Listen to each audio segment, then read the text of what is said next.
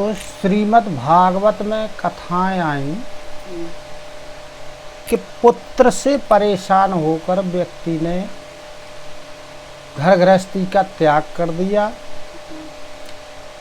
और तपस्या के लिए जंगल चले। एक कथा है आत्मदेव की, जिनके पुत्र हुए धुंधकारी।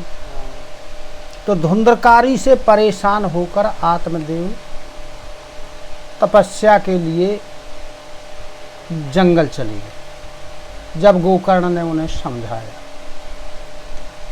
फिर एक कथा राजा अंग की है, जिनके पुत्र हुए बेन। तो बेन के कारण भी राजा अंग को दुख प्राप्त हुआ और वो भी जंगल के बीच। अब एक कथा आती है राजा चित्रकेतु। जब वृत्तासुर की कथा सुखदेव जी ने राजा परीक्षित को सुनाई, तो राजा परीक्षित ने कहा कि वृत्तासुर के पूर्व जन्म की कथा हमको सुनाओ। तो श्री सुखदेव जी राजा परीक्षित को वृत्तासुर के पूर्व जन्म की कथा सुनाते।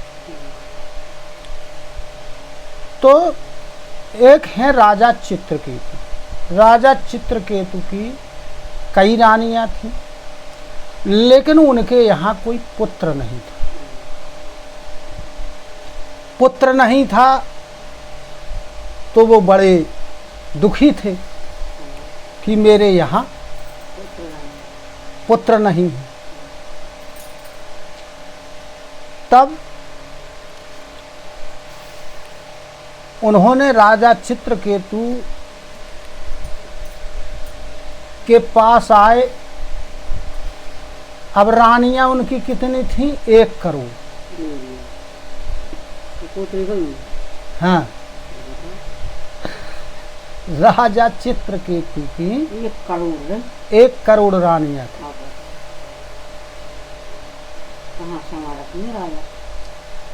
है नहीं?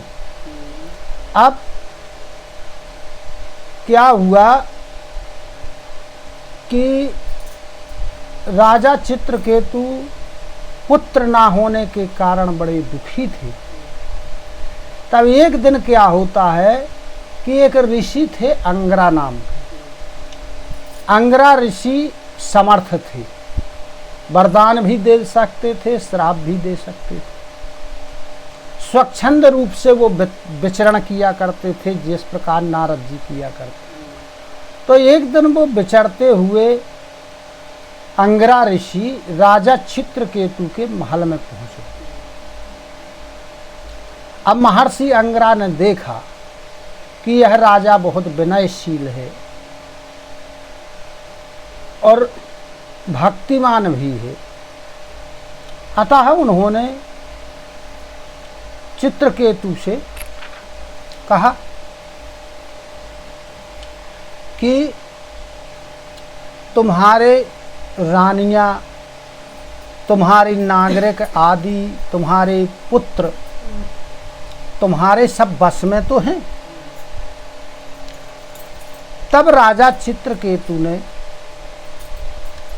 अंगरा जी से कहा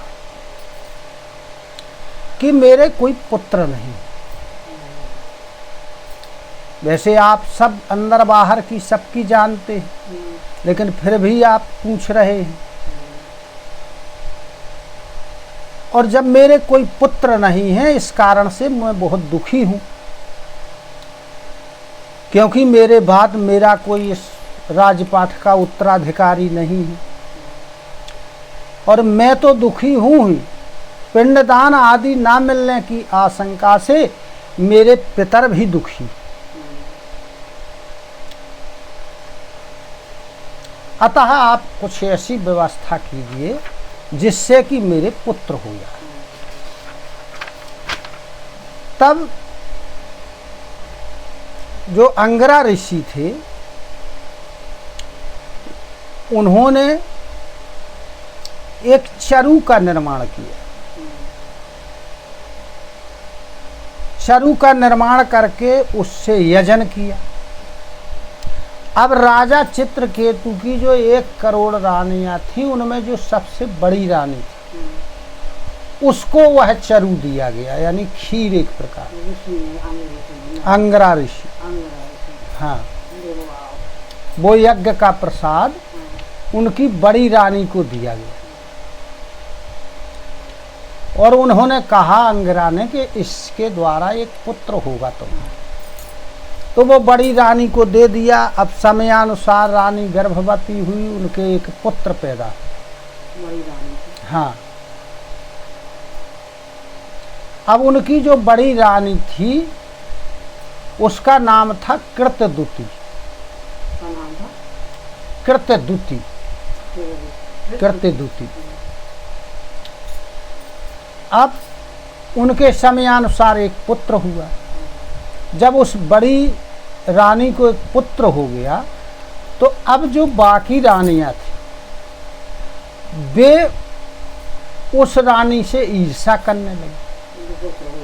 हाँ, क्योंकि कि जो चित्रकेतु थे उनका प्रेम उस रानी से अधिक बढ़ गया, क्योंकि उसके पुत्र पैदा हुए।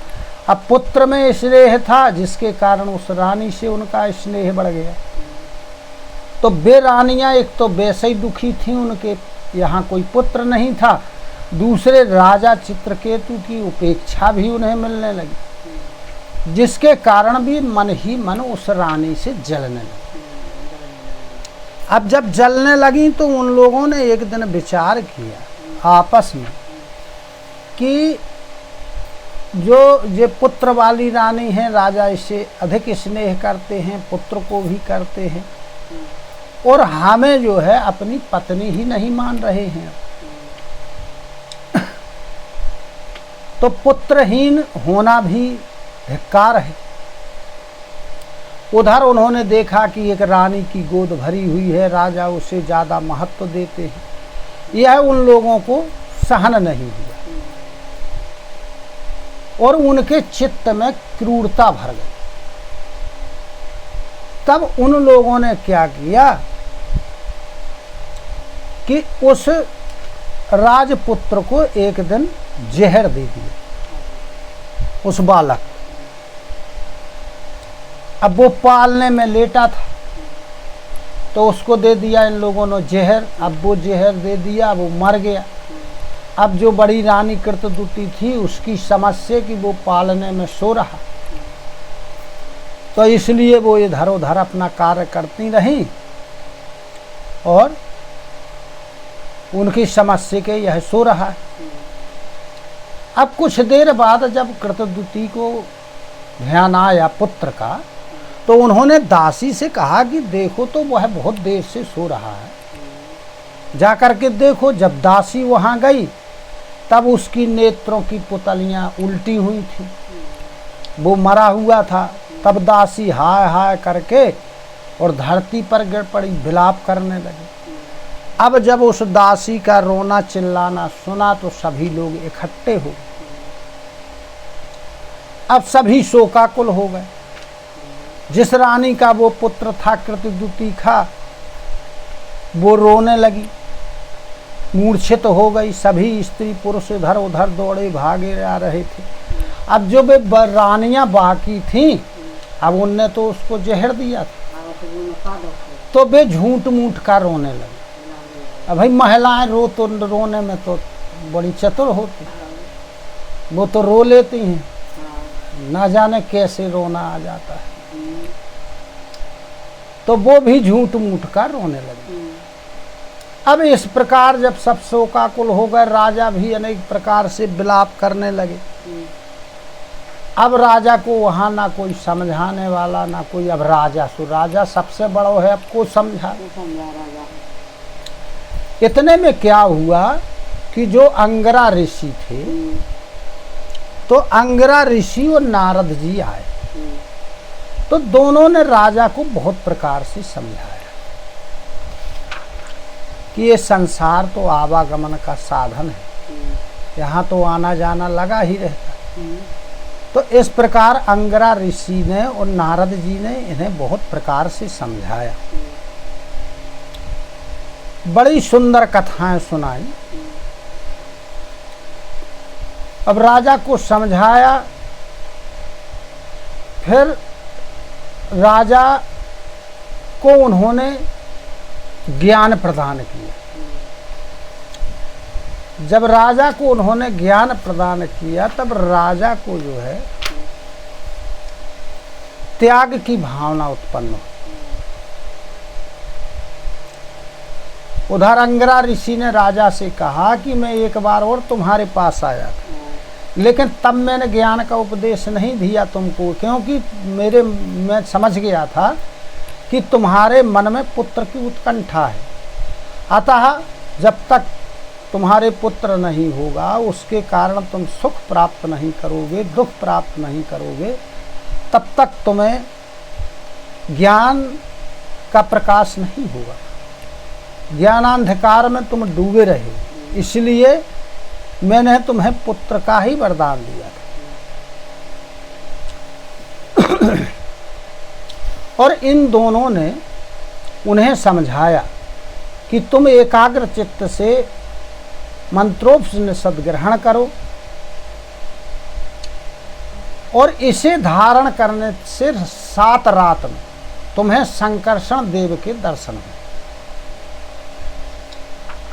तब जो है राजा चित्रकेतु को वैराग्य हुआ और वैराग्य से उन्होंने वही उपाय किया जो अंगरा ऋषि ने बताया था।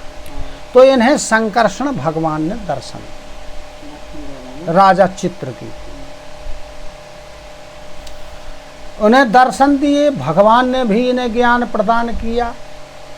अब जो ये राजा चित्रकेतु थे ये भ्रमण करते रहते थे। भगवान ने एक रथ प्रदान किया तो उस पर सवार हुए, जे इधर उधर घूमते रहते थे, भगवान का भजन करते रहते। अब एक दिन क्या हुआ कि जे आकाश में भ्रमण कर रहे थे। कौन? राजा चित्रकेतु। तो अब भ्रमण करते करते जब निकले तो एक जगह क्या था, सभा लगी हुई थी। उस सभा में अनेक ऋषि मुनि गंधर्व किन्नर सब बैठे थे। उस सभी सभा के बीच में भगवान शंकर विराजमान। अब शंकर जी उस समय वहाँ कैसे बैठे हुए थे कि शंकर जी बैठे, उनकी गोद में पार्वती जी बैठी और शंकर जी उनके गले में हाथ डाले। तब राजा चित्रकेतु को वहाँ मति भ्रम हुआ। उन्होंने कहा, बोलो जे देवाधिदेव शिव जी है और ये भरी सभा के बीच में अपनी पत्नी को अपने गोद में बिठाए हुए हैं और आलिंगन किए हुए। तब वो उसी रथ पर सवार उनके नजदीक आए। तो नजदीक आए और नजदीक आकर के जोर जोर से पार्वती जी को सुना करके वो कहने लगे कि प्रायः साधारण पुरुष भी एकांत में ही स्त्रियों के साथ उठते बैठते, फिर शिव जी तो इतने बड़े वृद्धारी होकर भी भरी सभा में अपनी पत्नी को लिए बैठे। तब शिव जी और जो उनके अनुयायी थे और जो भी सदस्य वहां बैठे थे सभी चुप रहे। चित्रकेतु के कटाक्ष करने पर किसी ने कोई जवाब उनको नहीं दिया, लेकिन पार्वती जी को क्रोध आ गया, क्योंकि राजा चित्रकेतु को घमंड हो गया था कि मैं जितेंद्रिय हूं। तो पार्वती जी को क्रोध आया इनकी धृष्टता पर। तब पार्वती जी ने कहा कि जगत गुरु हैं भगवान शंकर, मंगलों का भी मंगल करने वाले हैं। इसके बाद भी इस अधम क्षत्रिय ने उनका तिरस्कार किया, अतः यह दंड का पात्र है और इसे अपने बड़प्पन का घमंड है। तो पार्वती जी ने कहा कि यह मूर्ख भगवान के चरण कमलों में रहने के योग्य नहीं। अतः उन्होंने श्राप दे दिया कि तू जा और असुर योनि में जन्म ले। तो राजा चित्रकेतु को पार्वती जी ने श्राप दिया। राजा चित्रकेतु ने ज्ञान तो उन्हें हो ही गया था, अंगरा ऋषि ने ज्ञान दिया, भगवान शंकरषण देव ने ज्ञान दिया। उन्होंने हाथ जोड़कर पार्वती जी के श्राप को स्वीकार कर दिया। यदि चाहते तो चित्रकेतु भी पार्वती जी को श्राप दे सकते थे, लेकिन उन्होंने ऐसा नहीं किया, उनके श्राप को अंगीकार कर लिया। अब उनके श्राप को अंगीकार किया तो अब राजा चित्रकेतु का जन्म राक्षस योनि में होगा। अब राक्षस योनि में जब हो गया तो उनका वे त्वष्टा की दक्षिणाग्नि से उत्पन्न हुए थे। वृत्रासुर त्वष्टा ऋषि थे, तो उनकी दक्षिणाग्नि से उत्पन्न हुए, तो इनका नाम जो है वृत्रासुर पड़ा। वृत्रासुर। तो इस प्रकार ये कथाएं श्रीमद् भागवत में हैं कि पुत्र के कार्यकलापों से या उनकी उपेक्षा से किन किन को त्याग की भावना पैदा है। तो आज तुम्हें चित्रकेतु की बोलो वृंदावन बिहारी लाल की।